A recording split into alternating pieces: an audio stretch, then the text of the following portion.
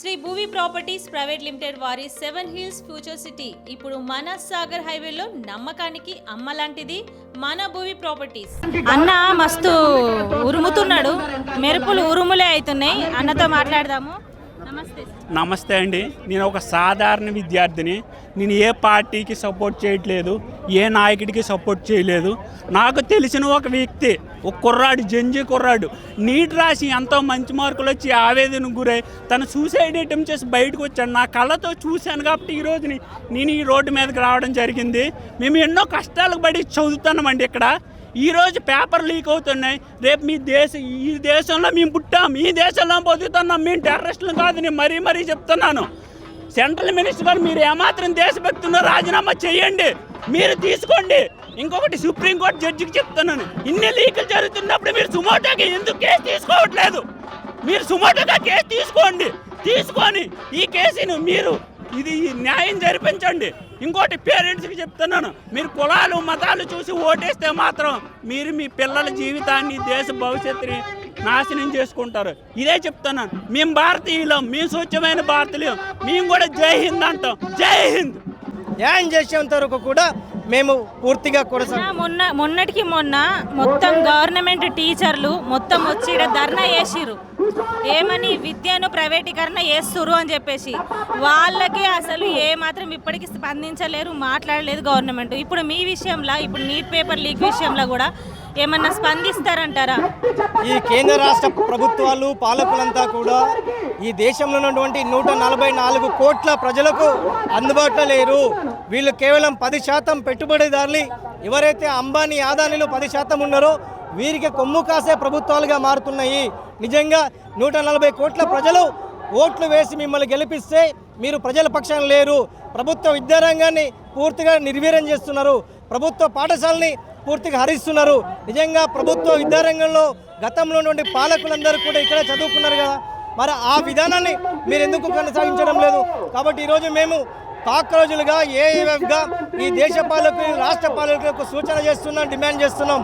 మీరు ప్రభుత్వ విద్యారంగాన్ని, ప్రభుత్వ సెక్టార్లను ప్రభుత్వ రంగ సంస్థలు ఏర్పాటు చేయాలి. తద్వారానే నిరుద్యోగం తగ్గుతుంది, ఉపాధి అవకాశాలు వస్తుందని చెప్పి మేము డిమాండ్ చేస్తున్నాం. ఈరోజు కాక్రోజుల గర్జన అంటే ఇది కేవలం ఒక ఆకాంక్ష కాదు. ఈరోజు పోటీ పరీక్షలు, పేపర్ల లీకేజీలు జరుగుతున్నాయి. వీటిని కట్టడి చేయాలంటే ఒక సమగ్రమైన పరీక్షా విధానం రావాలని చెప్పి అందుకే ఈరోజు హైదరాబాద్లో ఈ కాక్రోజులకు సంబంధించిన జనతా పార్టీ చేస్తున్న దానికి మేము సంపూర్ణ మద్దతు ఇస్తున్నాం, ప్రత్యక్షంగా పాల్గొంటున్నాం. చూసారు కదండి, గిట్లుంది మరి ముచ్చట. అసలు తెలంగాణ గవర్నమెంట్ ఏం చేస్తుందో ఏం అర్థం కాని పరిస్థితి ఉంది. మొన్నటికి మొన్న ఇదే ధర్నా చౌక్ మీద గురువులు, విద్య నేర్పే గురువులు ధర్నా చేసిరు. మరి విద్యను ప్రైవేటీకరణ చేస్తారా? ప్రైవేటీకరణ చేస్తే ఎంత సిగ్గుచేటు. గవర్నమెంట్ పాఠశాలలు అన్నీ కూడా అమ్ముడు పోతున్నాయి.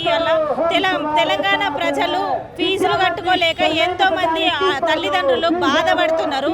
అటెంక చదువుకొని ఒక గట్టుకు పడ్డామంటే ఆడ కూడా పేపర్ లీక్ చేసుకొని విద్యా వ్యవస్థని మొత్తం భ్రష్టు పట్టిస్తురని చెప్పచ్చు.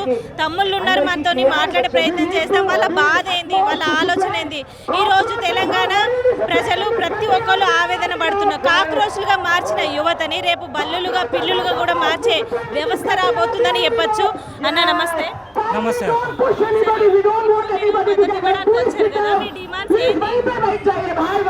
మద్దతు దేశంలో యువత అంతా కూడా మొన్నటి వరకు నరేంద్ర మోడీ గారు చెప్పే రామభక్తి లేకుంటే దేశభక్తి పేరు మీద యువకుల్ని, ఈ దేశంలో ఉన్న విద్యా వ్యవస్థని లేకుంటే ఈ దేశ వ్యవస్థనే దాని చుట్టూ తిప్పాడు.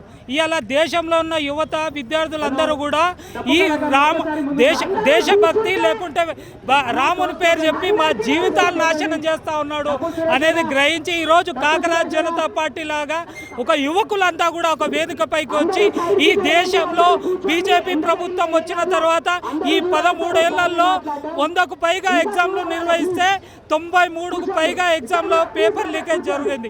ఇంతకంటే దౌర్భాగ్యమైన పరిస్థితిలో ఈ దేశంలో ఉంటుందనేది వాళ్ళు గ్రహించి ఇప్పటికే దేశంలో ఉన్న యువత రోడ్లపైకి వస్తూ ఉన్నది.